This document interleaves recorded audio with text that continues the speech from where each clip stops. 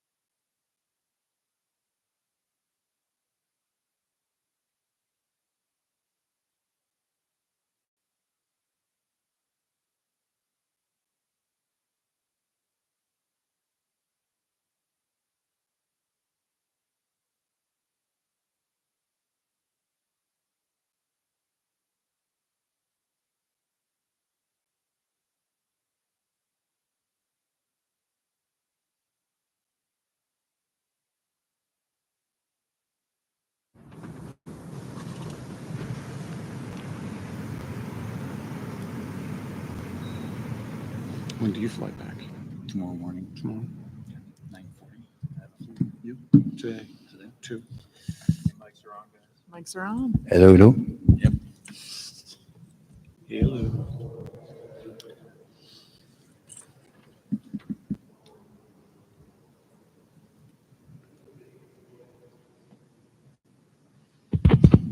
Hello, hello. We're good?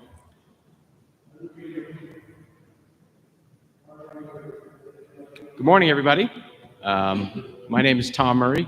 I work with VGS, Vermont Gas Systems, up in Vermont. We're the gas utility up in Vermont. My title is the Vice President of Decarbonization Technologies, and our company has been a leader in the renewable gas space going back to 2016. We got one of the first voluntary tariffs for renewable gas, and now we have about 4% of our gas is renewable in our entire system. And that is blended with all of our customer rates. So we have both voluntary and a blended RNG project. So we've been a leader in this space.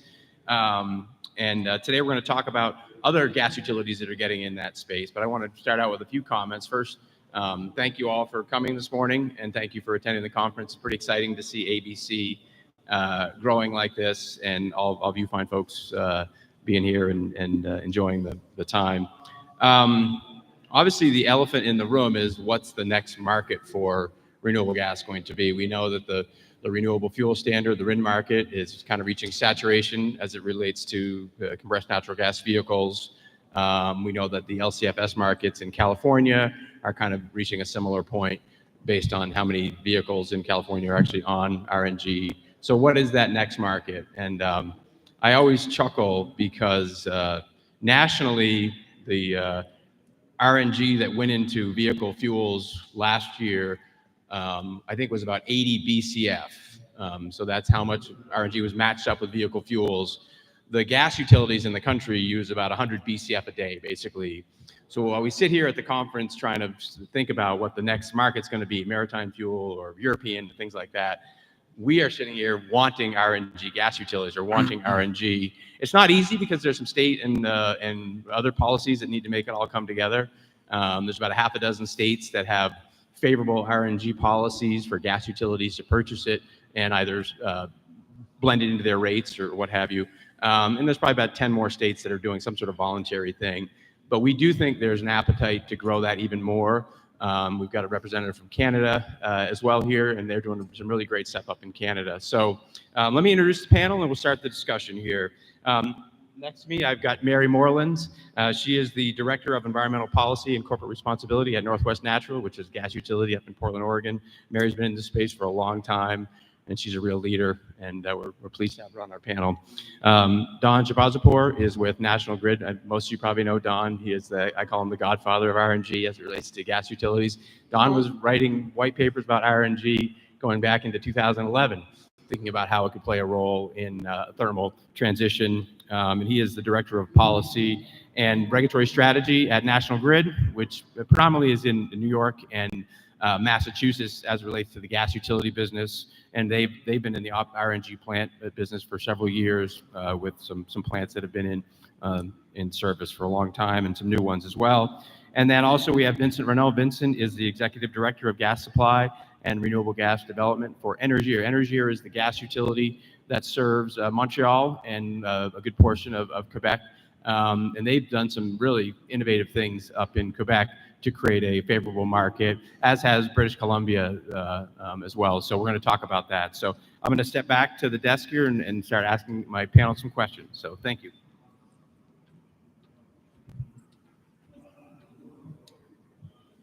Morning, Mary. Can you hear me? I can hear you. All right. So tell me a little about what you do for Northwest Natural and what your vision is for RNG. Happy to. So as Tom mentioned, environmental policy and corporate responsibility at Northwest Natural is inclusive of our environmental efforts, and RNG is squarely inside of that space. So at Northwest Natural, we serve Oregon and Southwest Washington. The entire West Coast has active carbon regulation and aggressive environmental goals. So as any energy system serving that population, we have to be thoughtful about how we deliver emission reductions and do so as an economically regulated utility.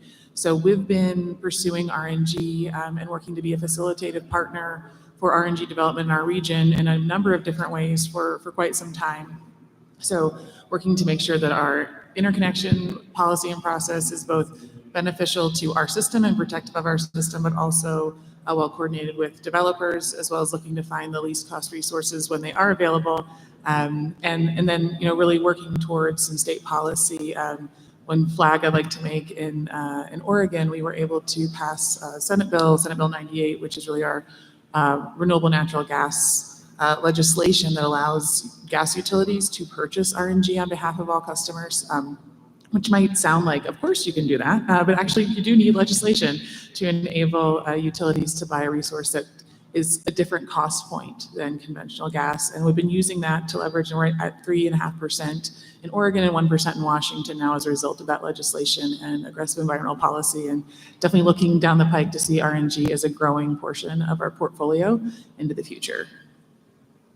Thanks. Mary, Don, how about yourself? What do you do for grid related to RNG, and what's the vision for RNG for grid? Sure. Good morning, everyone. So my name is Don Shabazpur.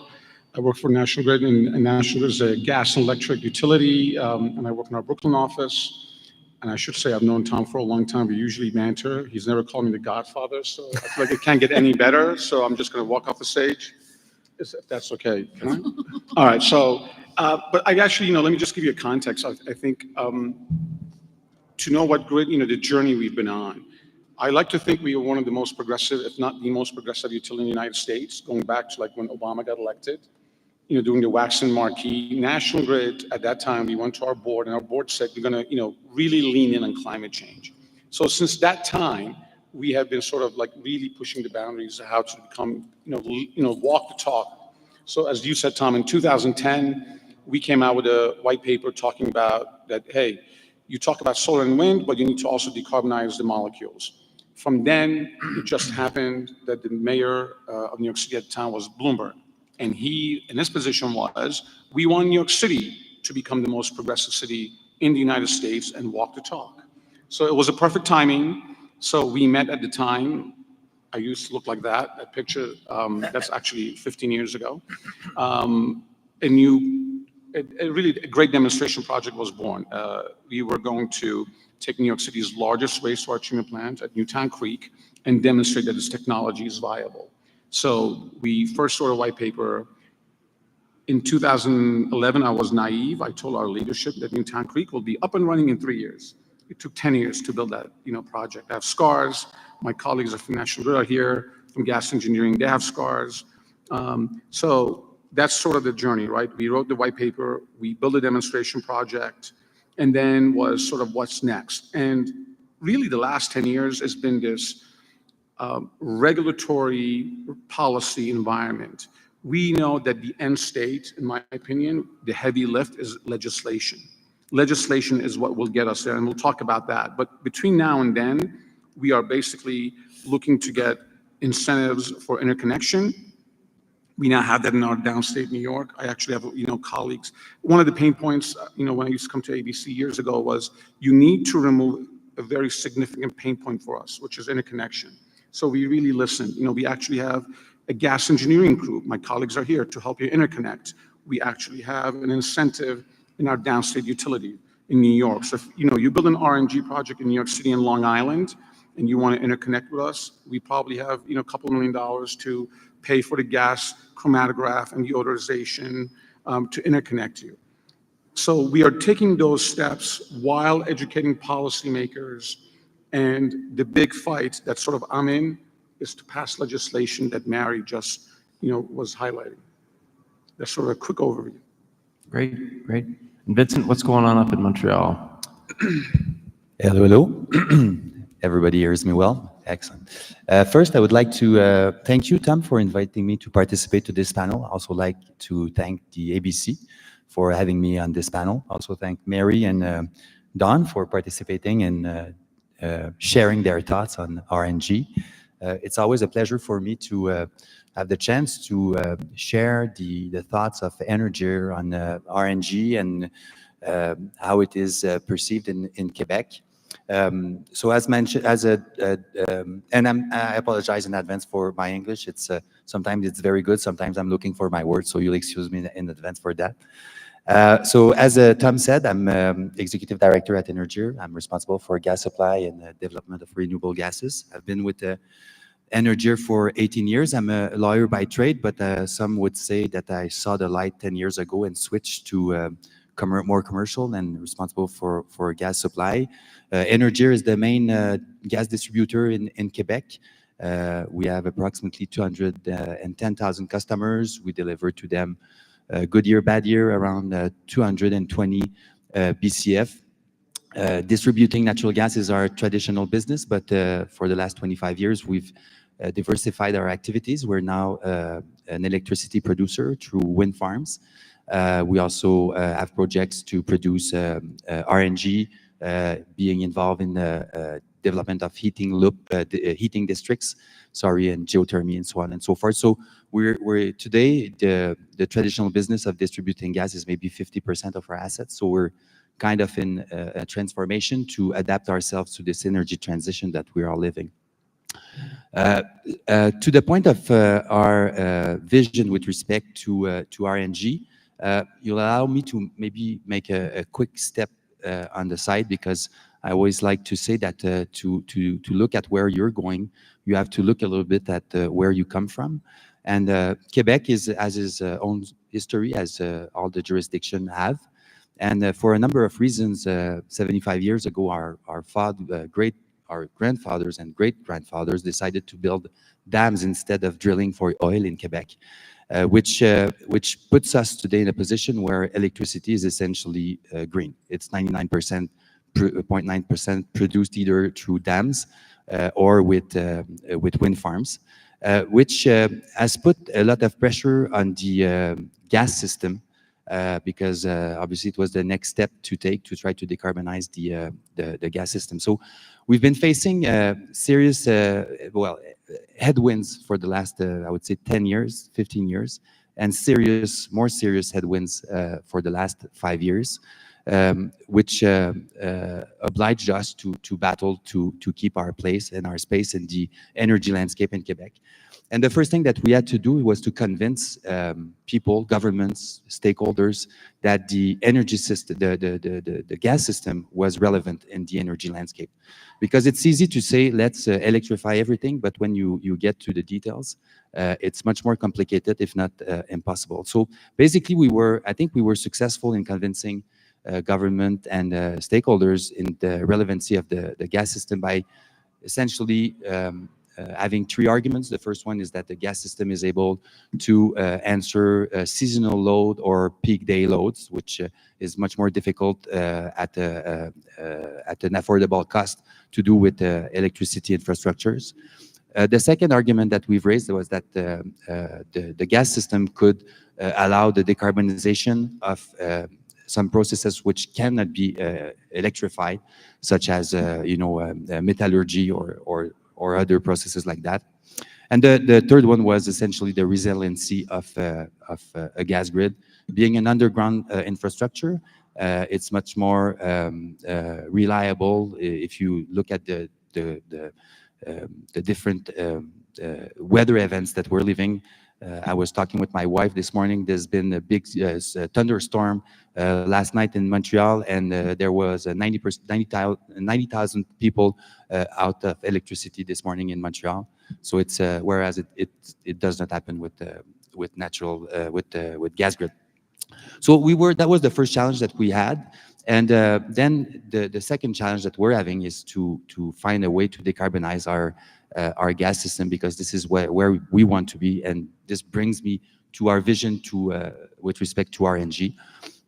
So I said a few minutes ago that we distribute good year, bad year, 220 BCF to our customers. What we're seeing by 2050 is that our load will decrease by half of it, 45%, half of it-ish. Essentially with 2 measures. The first one is energy efficiency. We've always encouraged very much our customers to do energy efficiency to reduce the amount of GHG they are emitting.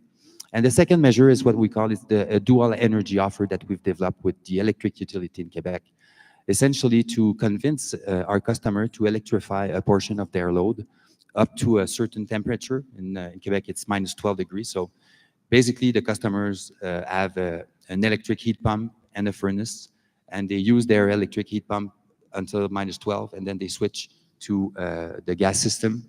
And we have an agreement with the electric utility to be compensated for the loss of volumes that we experience with the use of heat pumps. So those two measures, in our mind, would allow us to reduce by 2050 the load by approximately 45%. And the remaining energy that we will have will be essentially low carbon energy, mostly RNG, where our expectation is to distribute approximately 70 BCF, so 70 BCF of RNG. And then there will be a mix of blending hydrogen, pure hydrogen, or carbon capture with sequestration or use of the hydrogen which is captured. So you can see that we have a very ambitious vision, I think, in terms of RNG. It's very key in our decarbonization plan. And obviously, there's what we call the first generation of RNG, AD, anaerobic digester, but we're also looking at the second generation, which is pyrogaseification, or third generation, which is methanation. Those are also projects that we're looking at. So sorry for taking so long, but That's great. I think That's it great. gives Thank a you. good overview. We've got a lot of developers in the crowd here, and maybe talk a little bit, just going down the line, on how do you interact with developers that want to connect projects? And I know some of you have some ventures that you're doing that are under your umbrella, if you will. So maybe talk about that. Absolutely. And I think there's a number of different ways. And I think it's notable to share with the developer community that utilities are interested partners, but we are inherently cautious and risk averse. That doesn't mean we don't want to hang out with you and do business together. It just means know that going in, our infrastructure is our primary asset. That's where all of our value exists. So we're protective, but I think we're also willing to be cooperative. And so I think that's important framing.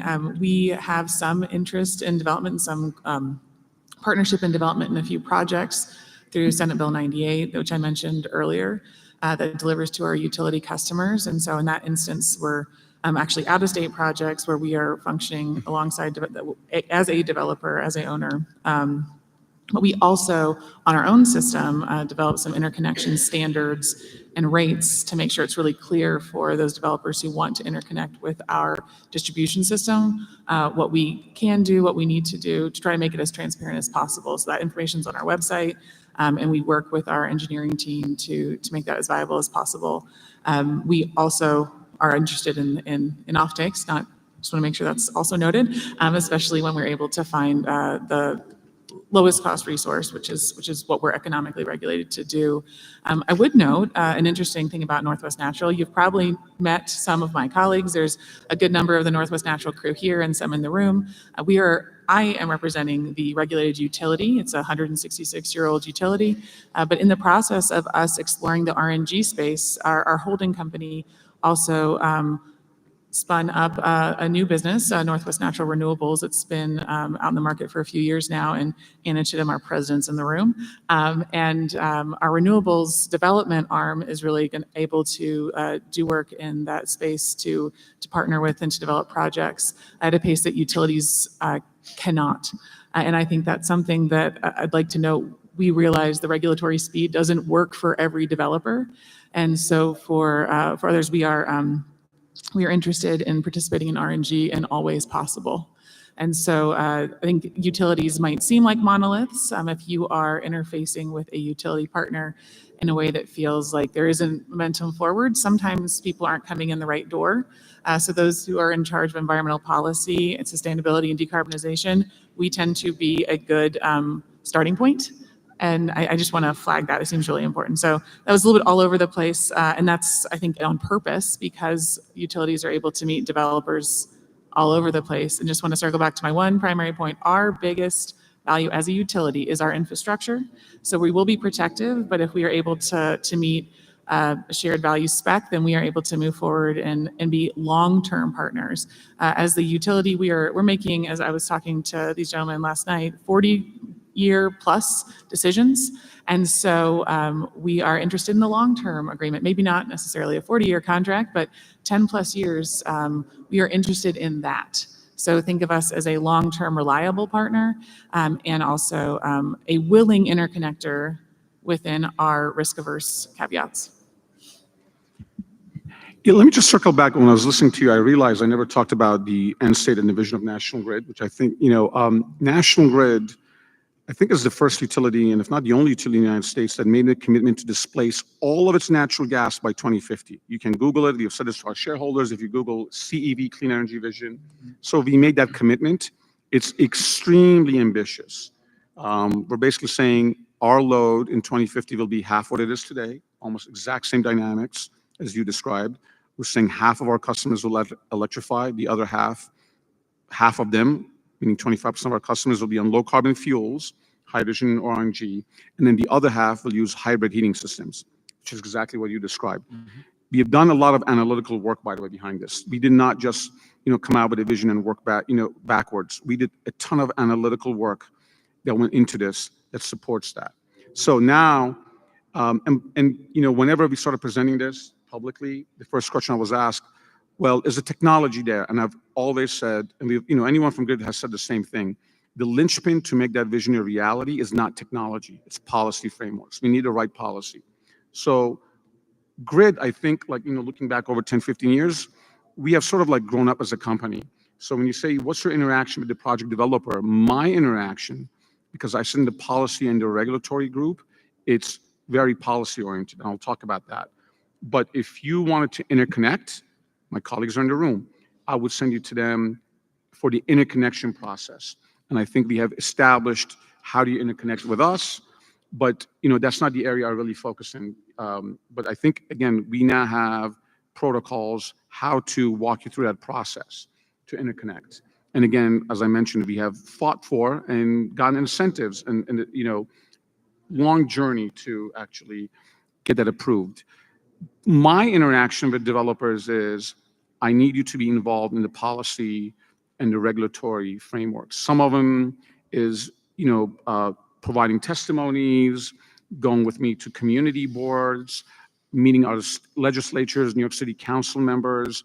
And specifically right now, the one thing I'm trying to work with project developers and customers is to be the matchmaker for Local Law 97. And if you don't know what Local Law 97 is, it's a New York City regulation. Local Law 97 basically says that New York City buildings have to reduce their intensity by certain targets over time.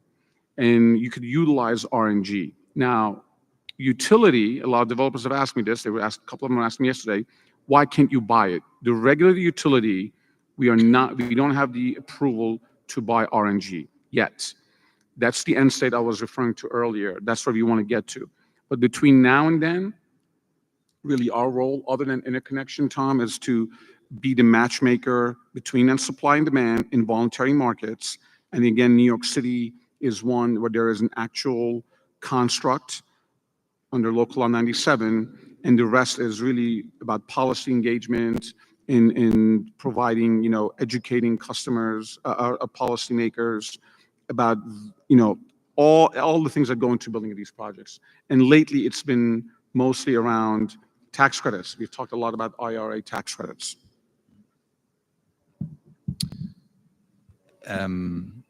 I'll get to the point of what we do with producers, but I can be more in agreement with what you're saying. For us in Quebec, we've worked very hard to develop the ecosystem of RNG in the 2010 years, but it's really at the end of in 2019 where the government adopted the first regulation where we have to get to to deliver 5% of our RNG by next year to our customers, that it really took off. But we'll talk about this a little bit later. Before I explain to you a little bit more what we do with the producers and to have them connected and purchase their RNG, maybe just give you a brief portrait of our production of RNG in Quebec. So today, there's the first project which started to produce RNG in Quebec is in 2017. It was a city called Saint-Hyacinthe, had a great vision. They started to produce so in 2017. And then from then, there's 8 additional producers who are in operation now. So there's 9 projects injecting RNG in Quebec. There's 4 others that are that are connected to our grid. And there's 4 others under construction that will be also connected to our grid. And there's 30 other more projects that we're looking at closely, either at different stages of development, but 12 of them got some financial aid from the government. So we hope that they will realize in the next few years. That being said, what Energer is doing to encourage the development or the production of RNG, I would say that there's two things on which we're working. The first one is, as Don mentioned, policy. So we do a lot of lobbying with municipalities, with governments, to get this legislative and regulatory framework in place and make sure that there's conditions that are favorable for the RNG production. We worked very hard also to bring people to Quebec to do RNG projects, so either equipment suppliers, contractors, or other type of people who are involved in the RNG production projects. And we're doing a lot of advocating also with our regulator to have a regulatory framework which is favorable to RNG. And I'll get to that a little bit later, but we have a regulatory framework to purchase RNG, and we also have a regulatory framework to connect RNG project to our grid. So that's a little bit more, that's more at the general level. At a more specific level, for each project, if there's a project in Quebec which wants to develop, they will come to our door and knock on it for sure, ask for us to be the off-taker. And from then on, we accompany the developer, looking at where he wants to build this infrastructure, make sure that this infrastructure is close enough to the gas grid, that it can be connected to our system, giving him an estimate of the cost to build this interconnection, to allow him to include it into his business model. We have, I have a team that negotiate the contract for the interconnection, and teams also that are negotiating the purchase contract with them, and make sure that they get their share in the value that they bring with the RNG. So for projects in Quebec, we really, to agree on a price, we really sit down with the producer, and he opens his book, and we see his costs, we see the investment he's making, and we make sure that he gets a price where he will be able to pay obviously his expenses, recuperate its investment, and make a reasonable profit out of the sale of RNG. And we agree on a price on that basis. So we are really trying to, for us, it's kind of, so it's so central in our strategy to remain relevant in the future, that we've developed many tools to understand what they need and try as much as possible to give the producers what they need to develop projects. Yeah. Just putting some numbers behind all this. Mary, what you mentioned, what is the volume of RNG you'd be looking for at your regulatory level? So the way that we're regulated is not as much volume specific as it is cost managed per the regulation that we're under.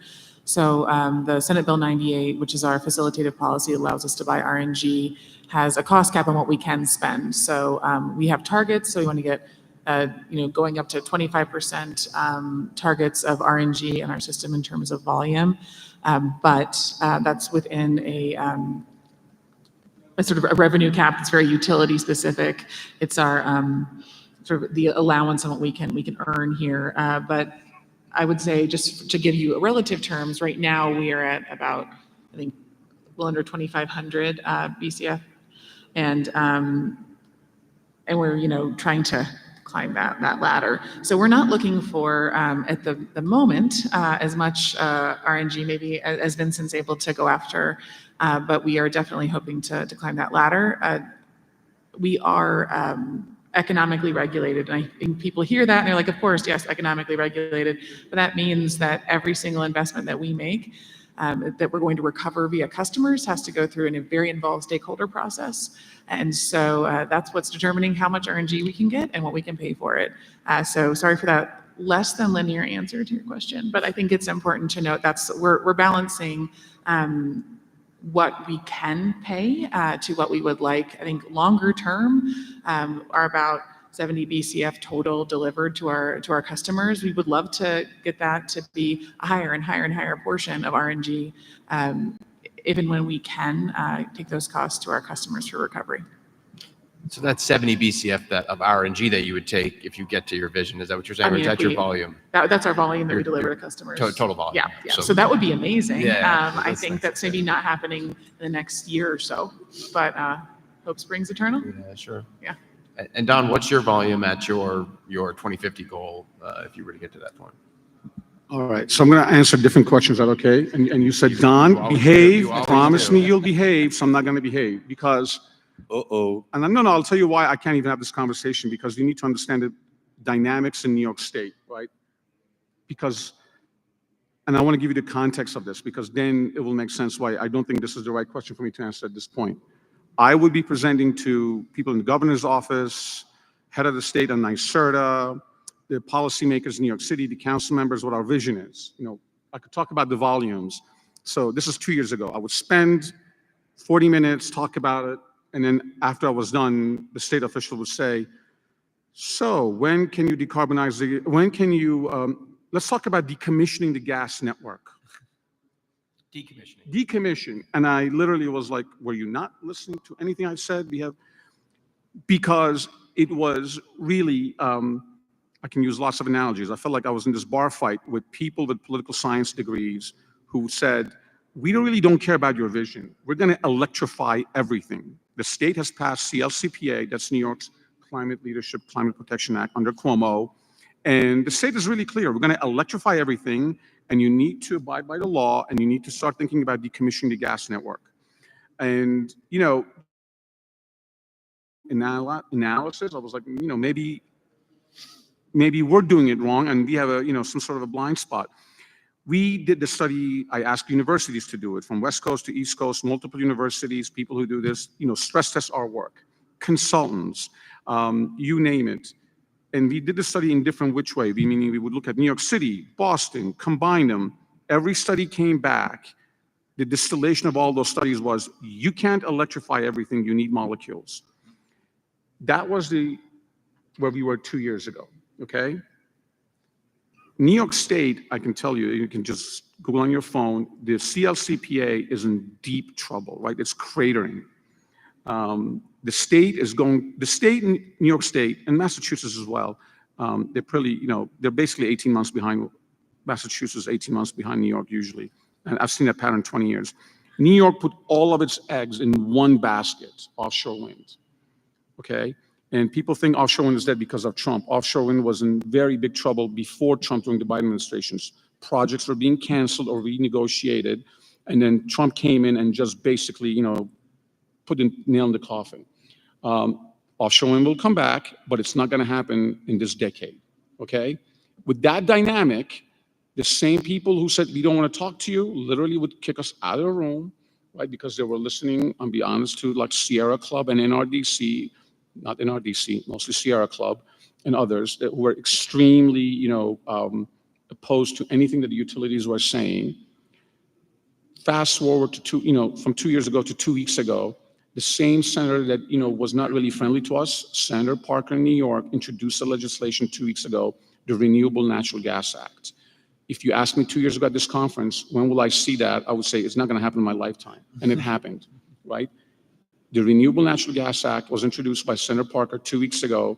It starts at 5% RNG target, procurement target for utilities in New York State, and it grows by 5% every year until 2050. I think it ends at like 20 or 25%.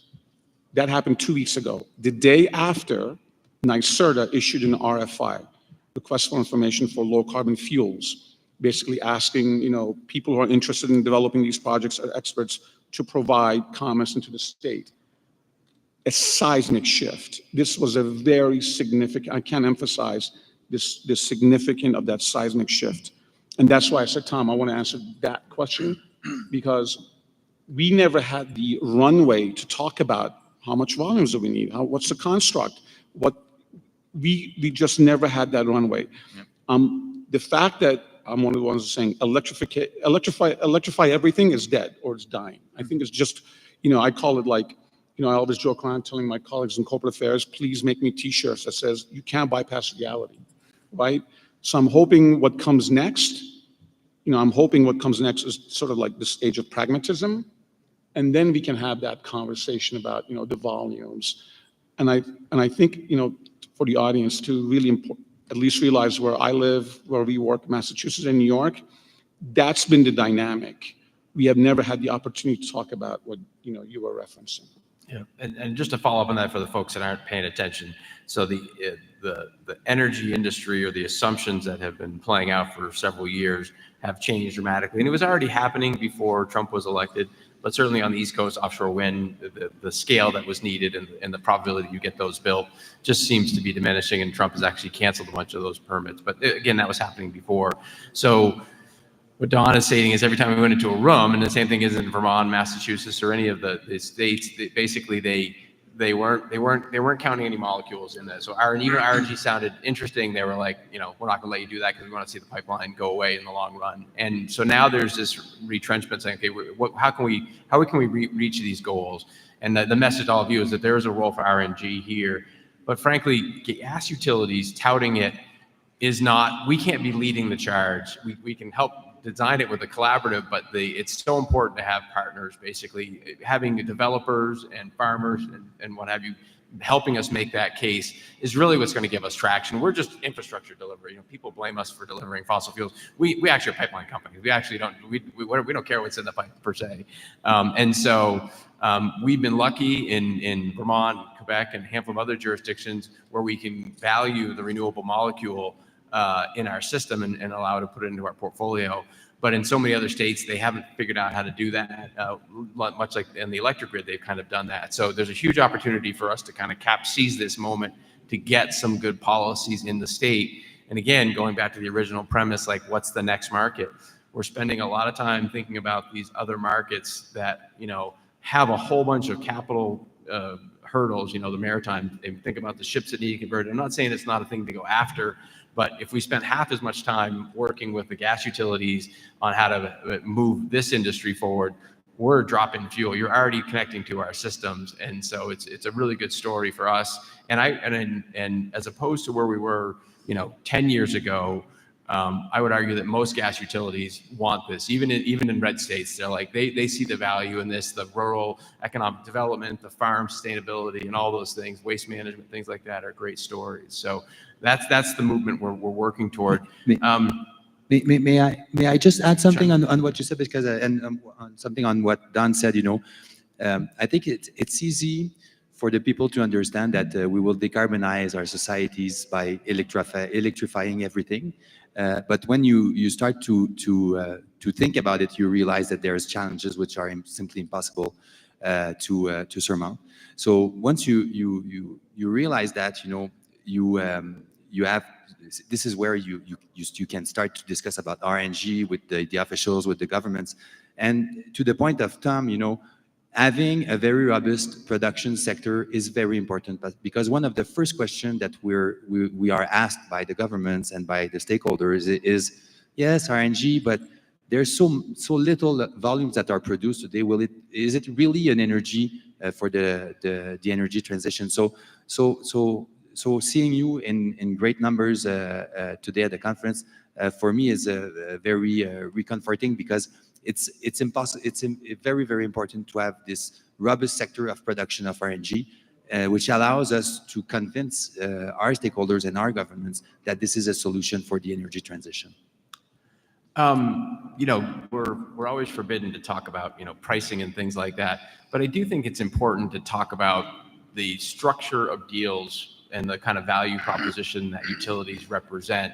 And what we've seen in the industry is we've been chasing these policy-driven incentives that in some cases don't pass the front page test. So whether it's RIN prices that are $40 an MMBTU, and that becomes the market price. So as a gas utility, it's very difficult to buy RNG for $40 MMBTU. That when LCFS was at its peak, you were talking about $80. And while that might sound attractive to developers, oh my God, I got a market I can play in, you have to think about the credibility of the product over the long term.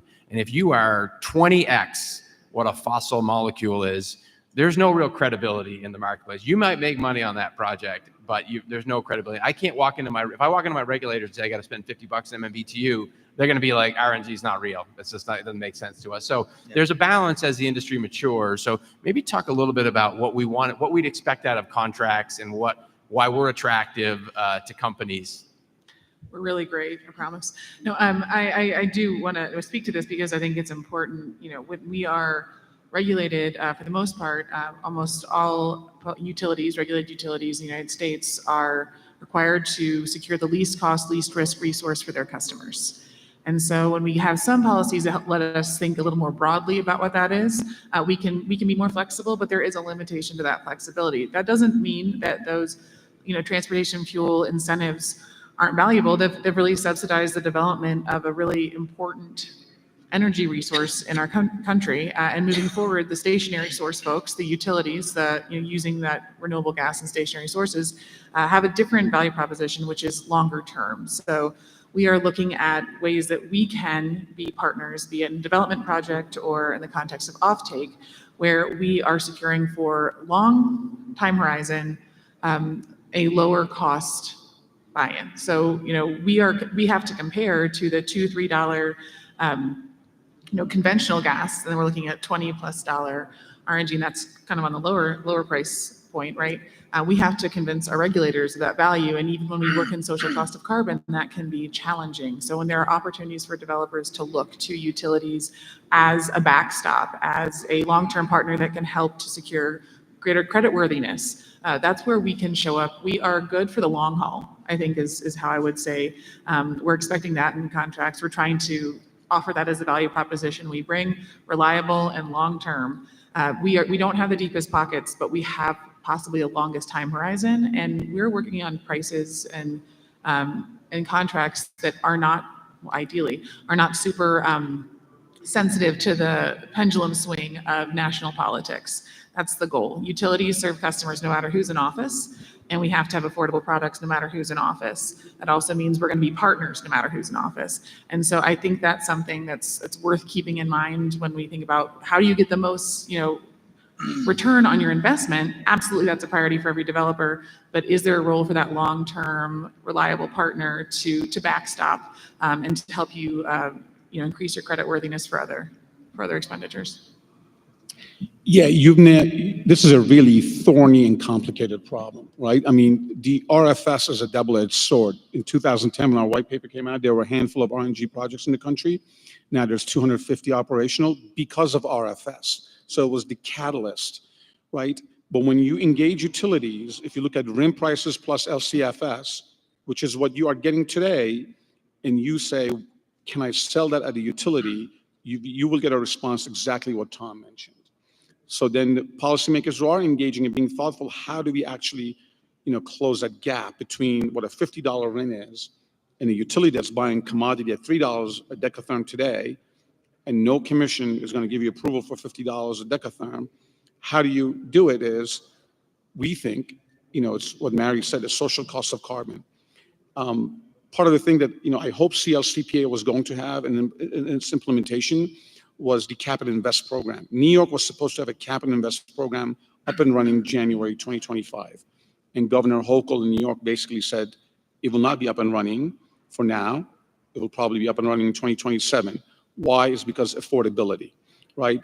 The one other dynamic that has changed drastically since the last 2 years was the policymakers in New York and Massachusetts said our number one priority is decarbonization and emission reductions. Those same people today are saying our number one priority is affordability. So I think, my position, and actually we've been saying for many years that affordability is really important. Years ago, it would be deemed as, oh, you're using affordability as an excuse not to take action. And we said, no, we want to take action, but you need some sort of price signal. you're asking a really thorny and complicated, wonky question, but I think to really answer, we will decarbonize at the price that we can afford. That's the way I sort of look at it, right? So what's the price that you can afford? It's something establishing a social cost of carbon. It won't happen at the federal level. You know, in a world, according to Don, I think most of us would agree, we were talking about this in 2009 during Wax and Marquee when Obama got elected, that there will be a federal price on carbon. In the absence of that, I think states have to have a social cost of carbon. And I think most developers in this room would be comfortable with that because you would not be able to get a $50 per decatherm, let's say, you know, on a RIN, but then you would be able to sign at a discount with a utility, but then we would be able to sign a 20-year contract or, you know, 10 to 15 years. And I think if I was a developer, you know, if I was in your shoes, I would want to sell some of my RNG at the RIN market, you know, be able to get much higher dollars per decatherm and then have some volume at a lower price, but I know it's there for at least 10, 15-year contracts. And the question of affordability is so important because, you know, if prices are increasing too much, then you lose customers. If you lose customers, you have less customers to split the fixed cost, and the tariffs increases. And this is what we call the death spiral. And at one point, you get yourself into big trouble. So for us, you know, the question of the affordability, the price of RNG is compared to the alternative in Quebec to green your energy consumption. So if you want to be green or have low carbon emissions, you will switch to electricity. So the average price of RNG has to always remain competitive with the price of electricity. And today it is around, I would say, $27, $28 a GJ, Canadian dollars a GJ, if you compare it to 7, 8 cents, 9 cents a kilowatt hour for the residential customers. So this is the very important thing. To the point of you know, Mary and Don were talking about the RINs market and prices that can be obtained on this market. You know, this is one of the first things that I'm discussing with the producer with whom we're negotiating, is that, you know, forget that market. That market is a short-term market. I'm offering you a fixed stream, certain stream of revenues for 20 years. You will make your ROE every year because, you know, we will be there and we'll pay for the RNG. So I think that, you know, the comparison with those markets which are short-term market, much more volatile. We see the movement in the RINs, the D3 market, where the LCFS also in California is really not the good comparison, the thing to which we should compare or use to fix a price for a long-term contract. That being said, you know, at Énergir, we were able to develop with the regulator a framework which makes it, which I think allows us to make a proposal which are interesting to a producer. It gives stability and certainty to projects. Stability in the sense of, well, we're like NW or National Grid, you know, we're we have a very good credit worthiness. We will be there. We've been there for 70 years. We'll be there for the next 70. I'm sure about that. So we have that. The other thing is we provide certainty with our regulatory framework. We've been working with the regulator for the last 8 years. We filed our first application with respect to purchase of RNG in 2017. And we now have, I think, a regulatory framework which has been recently again approved by our regulator to get to the target of 10% that we have to achieve by 2030, where we have 3 criteria, and if we are within those criteria, we will be able to execute a contract without getting a specific approval from our regulator. And I think this removes a lot of uncertainty that a producer can live when he negotiates with an LDC where there's a regulator that has to approve a project.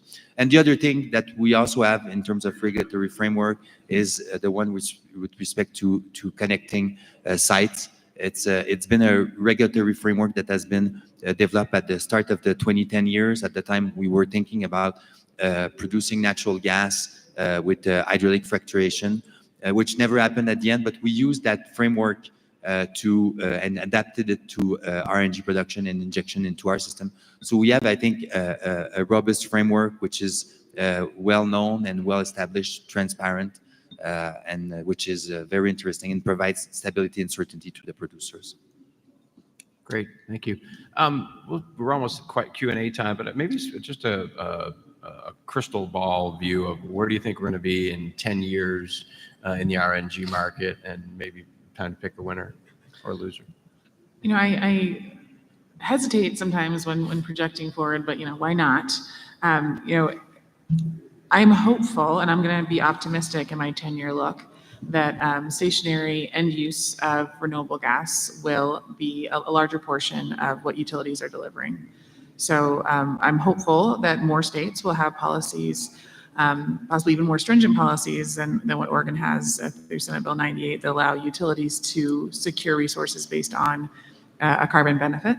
And I would note that all of us participate in larger utility communications, and this is something that is not unique to the few, I'd say, more progressive than average utilities on the stage.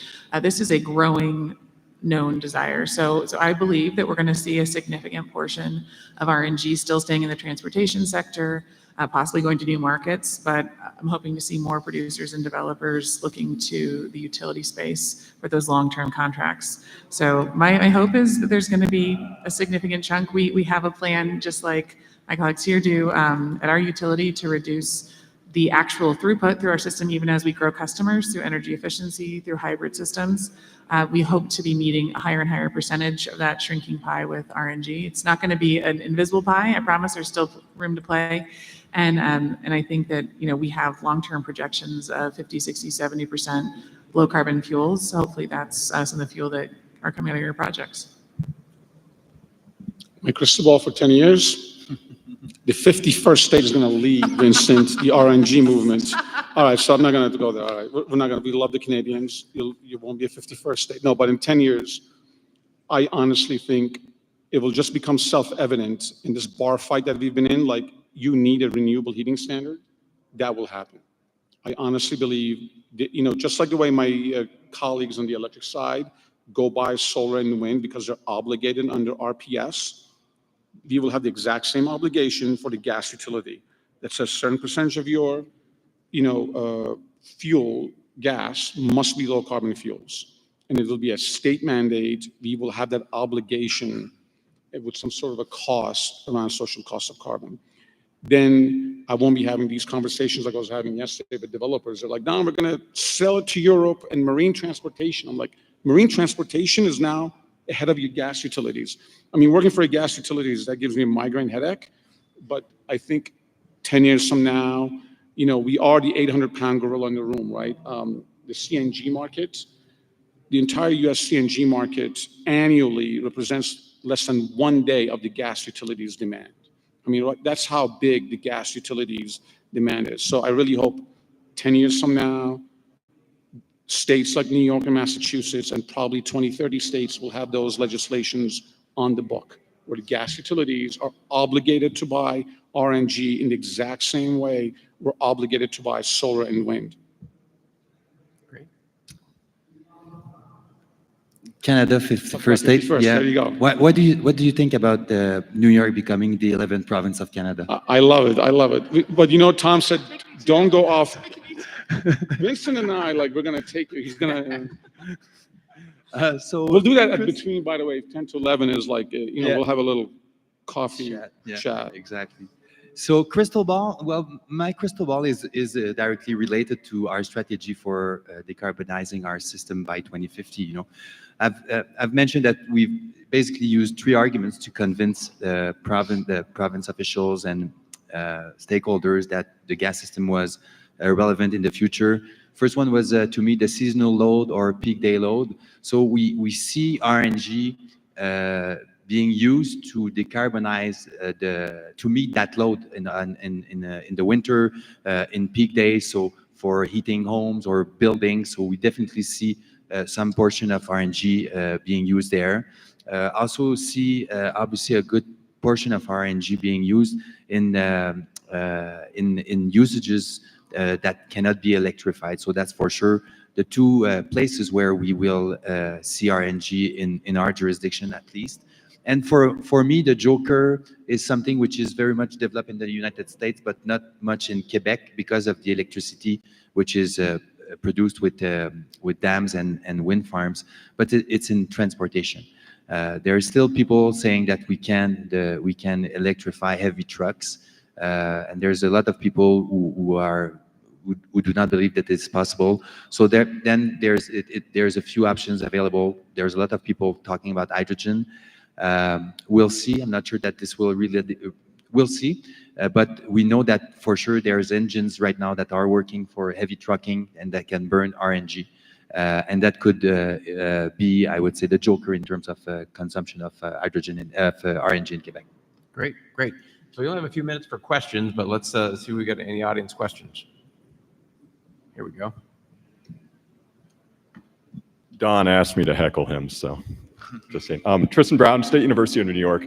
I think it's very fitting. All of you are from states or provinces that are certainly more politically left, right? And there's a lot of voices, a lot of climate advocacy groups in those states that explicitly deny the climate benefits of RNG, right? New York, Don's well aware, right? They like to call it a false solution. They literally wrote into the climate law, language denying RNG's climate benefits. I know there was an effort to do something similar in Vermont last year. So what's the best way for utilities to counter that when it's the so-called climate advocacy groups that are often denying RNG's climate benefits? Thank you. I'm going to just cut off Don because I know he's going to jump on that. I was going to, good call. I think there's a new era of pragmatism that needs to happen, and largely because this electrification vision is just so challenged. The data center, we saw some of the data yesterday. I mean, the data center is talking about doubling the amount of electric generation we're going to need in the US to meet the AI demand and things like that. So the idea that you're going to get renewables when you're already falling behind is just a challenge. So so there's a role for RNG. I would hope some of these folks would come to the table and have that discussion. It is tough. They've got a narrative that they support, and they see a world where the pipelines don't exist. It is going to be very difficult to displace the pipeline just because of, especially in the northern climates where there's such a thermal need. But I'll let Don unleash on, because I know he's going to ready to pounce on this one. Yeah, it was like, Tristan, man, that was a soapbox I could get on for half an hour. But, when you ask about volume, that's my day job. It's the relentless engagement with policymakers, right, who keep saying, Don, you walk out of my office, somebody will walk in from the advocacy saying RNG doesn't reduce emissions. And I kept walking in there with like names. I would say, actually, throw your name under the bus. Speak to scientists in the space in New York. People that are doing this at Stanford, Columbia, MIT, NREL scientists. Read their papers. Like, I can give you data and facts. I have, scientific journals.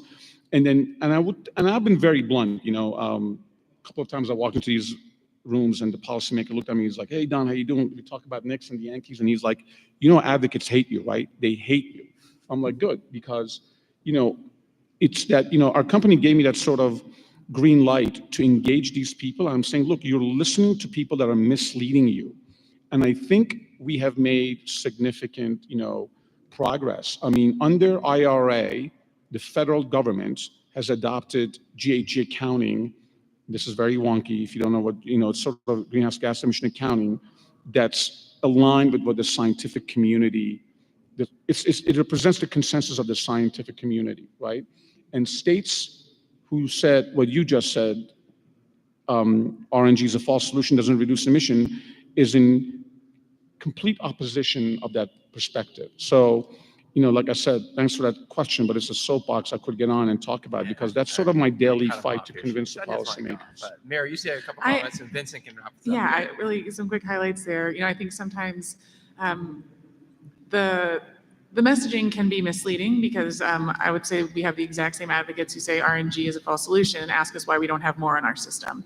So, I think it's, put up or shut up. We have to continue to deliver more RNG and demonstrate it, but also that the utility is not the only voice to say RNG is real. That's very, very important. When we're the only ones at the commission saying this is a real thing, and we don't have developers, investors, producers, industry folks there to speak to our regulators, to those advocates, then it can seem that way. So just know that there is a lot of openness and interest in having more voices at the table, legitimizing RNG.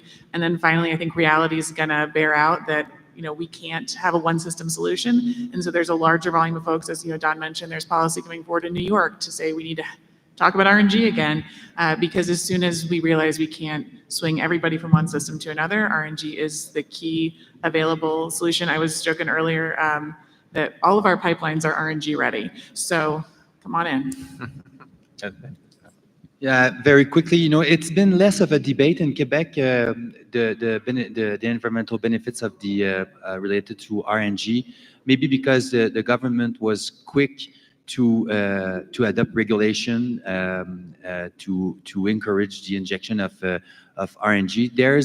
There's still detractors in Quebec, but more with respect to the virtuality behind the consumption of RNG. So we will distribute this year 6 BCF of RNG. We have customers who are purchasing RNG, but obviously they are not consuming RNG because it comes from everywhere, and gas is a fungible thing. So the debate are more around that, but it's really a question.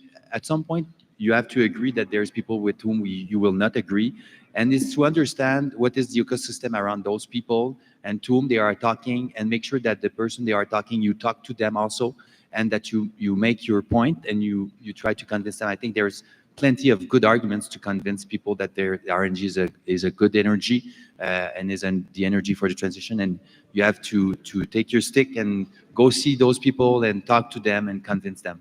And I think Don is very good in doing that.